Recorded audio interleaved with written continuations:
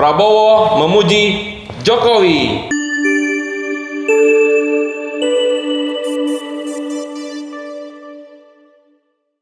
Oke teman-teman Citra Indonesia, kami jamin Anda menang. Pak Yanto, kemarin kita lihat bersama Pak di media massa, kemudian di media-media online Pak, berita bahwa Pak Prabowo ini memuji-muji Pak Jokowi Pak. Ini ada apa Pak? Menurut pandangan Bapak selaku konsultan politik dari Citra Indonesia, seperti apa itu Pak? Ya, itu adalah suatu sikap yang wajar karena periode kedua Jokowi ini kan Pak Prabowo menjadi menterinya Pak Jokowi, menjadi Menhan. Harusnya sikap ini membangkitkan keterkejutan ketika di awal-awal Pak Prabowo bergabung masuk dalam kabinetnya Pak Jokowi. Namun apa yang terjadi beberapa hari yang lalu itu menunjukkan sebuah kebingungan, keterkejutan, keanehan, shock lah buat orang-orang yang fanatik kepada Pak Prabowo. Nah, kenapa Pak Prabowo begitu memuji Jokowi, bahkan mengatakan bahwa andai saya jadi presiden, wajah-wajah di kabinet itu akan mirip-mirip. Artinya realitanya adalah Pilpres kemarin kita memilih Jokowi atau memilih Prabowo itu sama saja, bahwa kita akan mendapat kabinet yang sama seperti itu. Nah, padahal yang harus dipahami kemarin itu ada ketegangan ya, polarisasi yang luar biasa antara pihak Pak Jokowi dan pihaknya Pak Prabowo, pendukung-pendukungnya, bahkan mendapat label cebong dan kampret semacam itu. Nah, kita pikir seharusnya Pak Prabowo menjaga marwahnya untuk konsisten bahwa orang-orang memilih Pak Prabowo itu karena tidak sepakat dengan posisinya Pak Jokowi, tidak sepakat dengan pandangan-pandangannya Pak Jokowi, tidak sepakat dengan perspektifnya Pak Jokowi. Itulah kenapa terjadi polarisasi. Jadi polarisasi ini jangan dilihat sebagai sebuah ketegangan politik yang ingin memecah belah, tapi ini adalah sebuah pilihan-pilihan politik karena si A berbeda dengan si B. Tapi nyatanya ketika Pak Prabowo bergabung, tidak ada bedanya itu antara si A dan si B ini. Nah, saya jadi agak terkejut ya, terheran-heran kenapa pendukung Pak Prabowo tidak marah dan juga kenapa pendukung Pak Jokowi tidak marah. Mereka menghabiskan waktu, energi, argumen gitu, bahkan sengotot-ngototan. Ada yang sampai putus silaturahmi antara dirinya dengan kerabat, dengan saudara, hanya membela Pak Prabowo, hanya membela Pak Jokowi. Tapi kemudian finally begitu Pak Jokowi dilantik sebagai presiden, mengumumkan kabinetnya dengan ringannya, dengan saya nggak tahu dengan pertimbangan apa Pak Prabowo mau menerima jabatan menteri di kabinetnya Pak Jokowi. Orang seperti kagetnya itu sampai ke langit, sehingga tidak bisa bersikap, sehingga tidak bisa mengeluarkan pandangan dan pendapat, speechless begitu. Nah, yang saya juga tetap heran berkepanjangan karena beberapa bulan yang lalu saya tanya kalau misalnya Pilpres 2024 mereka akan mendukung siapa, mereka banyak juga yang masih mendukung Pak Prabowo gitu.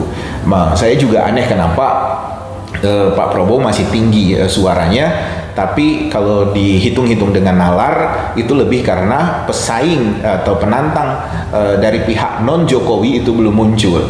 Masih mereka melihat figur Pak Prabowo di situ. Padahal realitanya Pak Prabowo sudah berkoalisi, sudah menjadi satu dengan Pak Jokowi. Nah, berapa hari lalu pujian itu mengkonfirmasi, membuktikan bahwa tidak ada perbedaan antara Prabowo dan Jokowi. Bahkan Pak Prabowo memuji-muji habis bahwa Pak Jokowi sampai kurus gara-gara bekerja keras buat bangsa ini gitu, kinerjanya baik, visinya sama gitu. Itu mengkonfirmasi pilihan Pak Prabowo dan harusnya juga memastikan atau menegaskan, menunjukkan atau memberi sinyal juga kepada seluruh bangsa ini agar mereka memikirkan ulang, menyadari ulang bahwa pilihan-pilihan mereka kemarin dengan mendukung Jokowi, mendukung Prabowo itu menjadi sebuah pengalaman yang penting agar mereka besok tidak masuk dalam dagelan-dagelan seperti ini.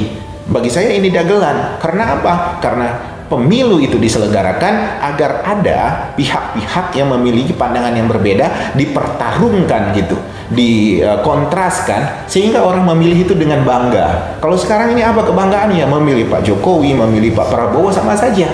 Tidak ada perbedaan antara kedua orang ini. Demikian Mas. Pak Yanto, bukannya hal memuji itu hal yang lumrah Pak Yanto, ataupun seorang dari Pak Prabowo memuji Ibu Megawati, hal-hal yang lumrah gitu Pak. Kedepannya apakah Pak Yanto melihat ini di 2024 ini PDI dan Gerindra akan lebih mesra gitu Pak untuk mengusung salah satu kandidat Pak? Menurut Pak Yanto seperti apa Pak?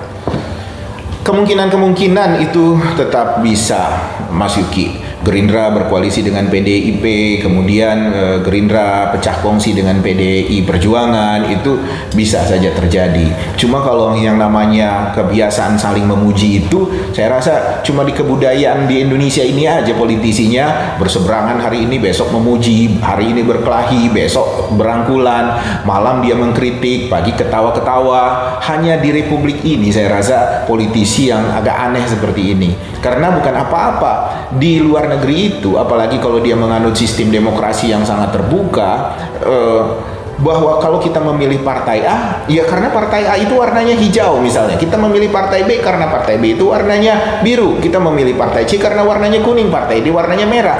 Clear antara partai A, partai B, partai C, partai D, antara tokoh A, tokoh B, tokoh C, tokoh D. Setiap ada kesalahan dari pihak yang berseberangan itu selalu dikritisi. Tidak ada ceritanya boro-boro mau bergabung, memuji aja nggak mungkin. Hampir tidak mungkin mereka memuji kecuali negaranya sedang diserang oleh negara lain.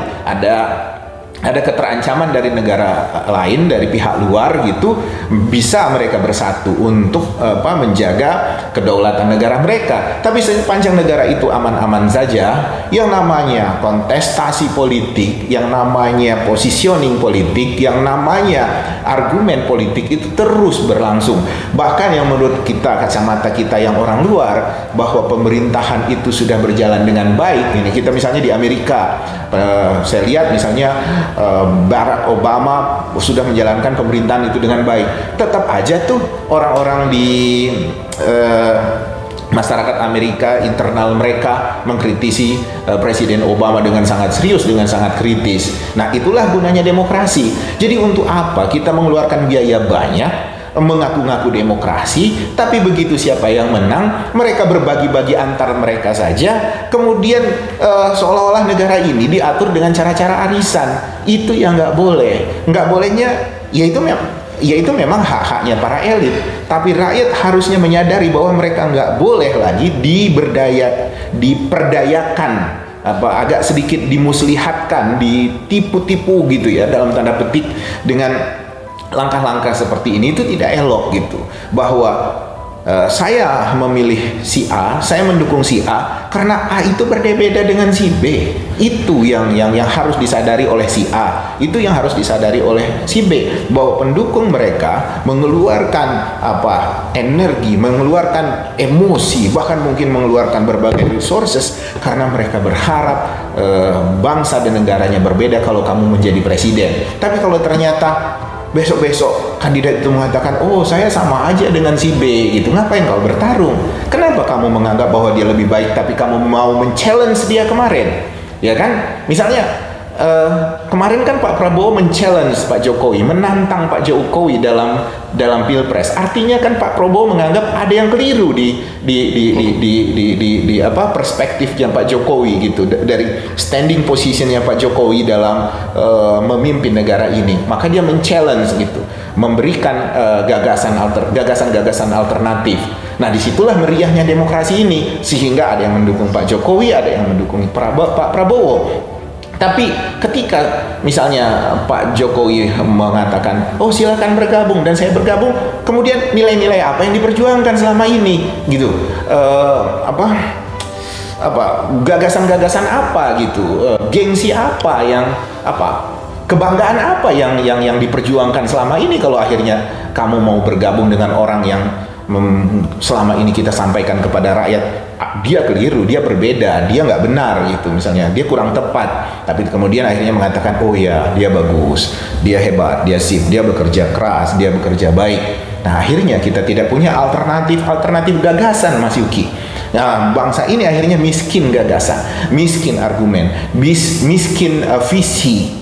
Nah, kalau sampai terjadi seperti ini, imbasnya apa? Akan terjadi krisis kandidat, krisis figur. Dan yang paling berbahaya adalah ketika rakyat itu jadi apatis dan mereka tidak mau melakukan partisipasi secara optimal ketika penyelenggaraan pemilu dilakukan.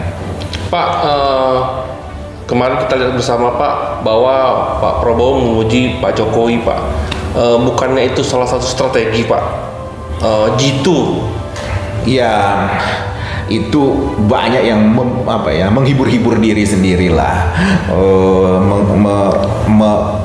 berusaha untuk melupakan dosa-dosa perjuangan kemarin dengan mengatakan ini adalah bagian dari strategi, ini adalah bagian untuk menarik simpati, ini adalah bagian dari resiko politik, macam-macam seperti itu. Tapi bagi saya seorang kandidat presiden gitu, orang yang kita hormati sebagai tokoh politik, sebagai orang yang bisa membawa perubahan, sebagai orang yang bisa memberikan alternatif pemikiran dan gagasan, sebagai orang yang bisa membawa dengan cara-cara yang berbeda, harusnya tidak mudah memuji lawan politiknya, karena dengan memuji itu artinya dia tidak memiliki konsistensi, dia tidak memiliki